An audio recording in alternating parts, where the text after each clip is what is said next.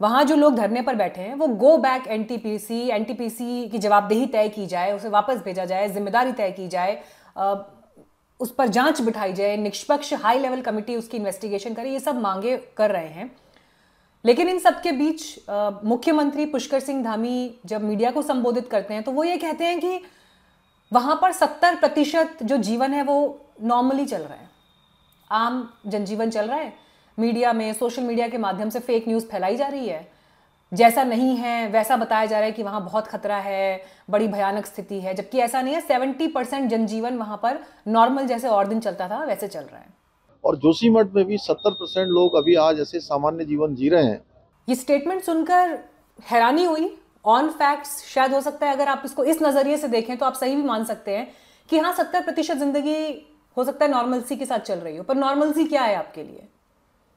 जिन लोगों के घर टूट रहे हैं, जहां पर दरारें आ रही हैं, अगर वो रोज सुबह उसी समय पर उठते हैं जिस समय पर उठा करते थे, उसी समय पर घास काटने जा रहे हैं, उसी समय पर अपनी गाय चराने के लिए जा रहे हैं, उसी समय पर घरों को साफ कर रहे हैं, उसी नाश्ता सेम टाइम पर हो रहा है, लंच उसी वक्त हो रहा है, शाम की चाय उसी वक्त हो रही है, दुकानों पर भी लोग बैठ रहे हैं, दूसरों को चाय भी पिला रहे हैं, छोटे छोटे नमकीन बिस्किट के पैकेट जो दुकानों में बेचे जाते हैं वो सब कुछ हो रहा है।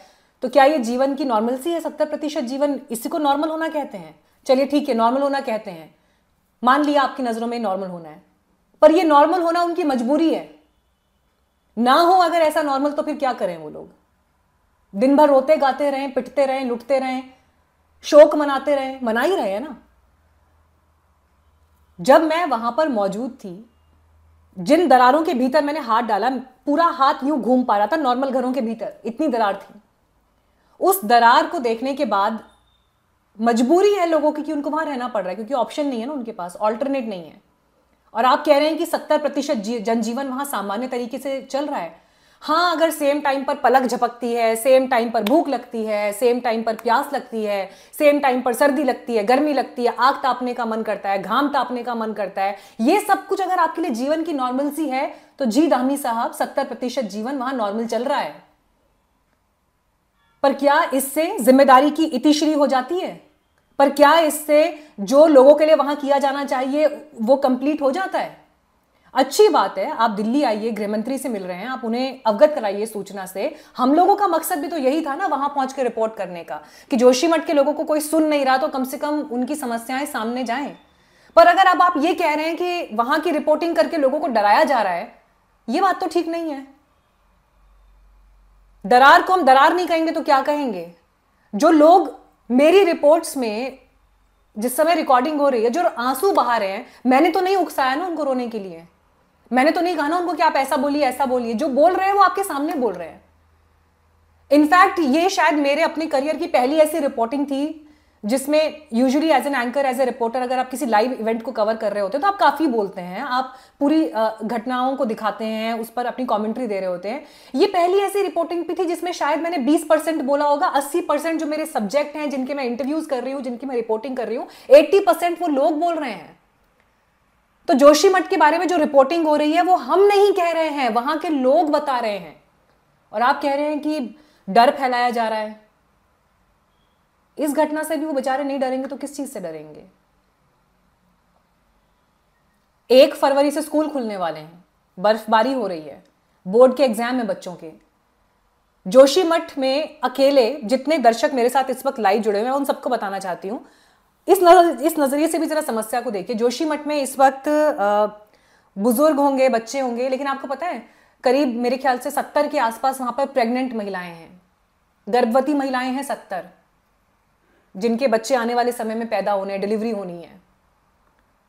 क्या अनिश्चितता होगी उनके सर पर, कितने परेशान होंगी वो कि कहां बच्चे का जन्म होगा, कैसे होगा, बच्चा पैदा होगा तो उसे कहां रखेंगे, किन हालातों में रखेंगे, किस घर में रखेंगे। और घर नहीं तो जहां जिन नगर पालिका सदनों में या जिन होटल में जिन जगहों पर बिठाया गया लोगों को, आपको क्या लगता है वहां एक एक परिवार को या 2-2 लोगों को एक कमरा दिया गया होगा? ऐसा नहीं है। एक बड़े हॉल में हो सकता है कि 25 लोग रह रहे हों, और उस 25 लोगों के हॉल में हो सकता है सिर्फ एक हीटर लगा हो। 0 डिग्री माइनस की ठंड में, 0 डिग्री भी हटाइए, अब तो माइनस वाली ठंड में हो सकता है एक हीटर लगा होगा। और आप ये सोच रहे हैं कि वहां के लोगों के बारे में बात करना हम बंद कर दें, वहां के लोगों की समस्याओं को आगे लाना बंद कर दें? जब तक एक स्थायी समाधान उनके लिए नहीं होता जब तक वहां लोग धरने पर बैठे हैं। कम से कम इतना तो मैं यहां बैठकर कर सकती हूं कि उनके बारे में बात करूं। जितने लोग इस वक्त देख रहे हैं, जानना चाहते हैं वहां के बारे में, सारी की सारी फर्स्ट हैंड रिपोर्ट इस वक्त मैं आपको दे रही हूं। एक फैमिली में एक महिला अगर प्रेग्नेंट होती है तो आप देखिए पूरा घर उसके इर्द गिर्द घूम रहा होता है, उसका ख्याल रख रहा होता है। बहुत अच्छी बात है। वहां 70 महिलाएं हैं जो भी प्रेग्नेंट हैं, और कई ऐसी महिलाएं होंगी जिनके बच्चे हो चुके हैं, लेकिन वो 1 से 6 महीने की एज में वो बच्चे अभी होंगे। 1 से 6 महीने की एज वाले बच्चे को कितनी चीज़ों की ज़रूरतें पड़ती हैं, कोई बताने की ज़रूरत नहीं है। ये कुछ दिन पहले मैंने ट्वीट भी किया था इस सिलसिले में कि कम से कम इन चीज़ों की तरफ भी ध्यान दिया जाए। अब जिन बच्चों को बोर्ड एग्जाम के लिए जाना है, उन्हें अभी ये पता ही नहीं है कि उनके एग्जाम सही समय पर होंगे तो उनके सेंटर्स का क्या स्टेटस होगा, वो अपने सेंटर्स तक कितना इजीली पहुंच पाएंगे, परीक्षाएं होंगी तो उसकी तैयारी कैसे होगी।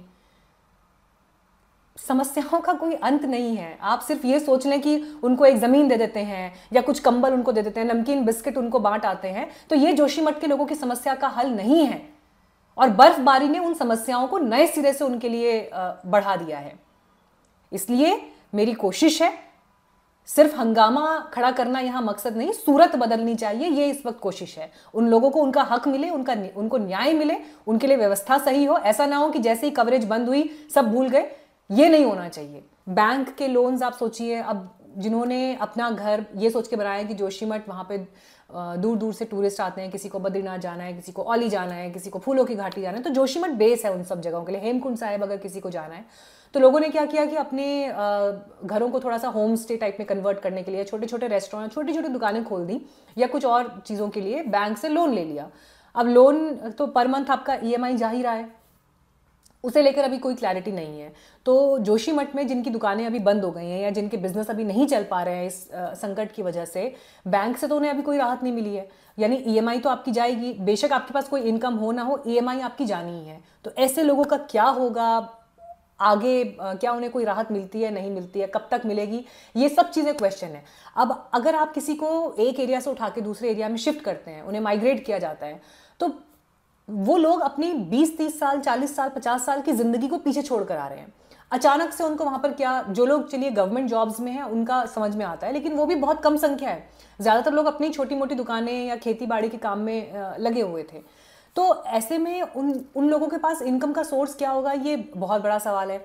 फिर जिनके अपने मवेशी हैं, क्योंकि ग्रामीण जीवन में बहुत हद तक आपकी चीज़ें प्राकृतिक संसाधनों पर भी निर्भर करती हैं।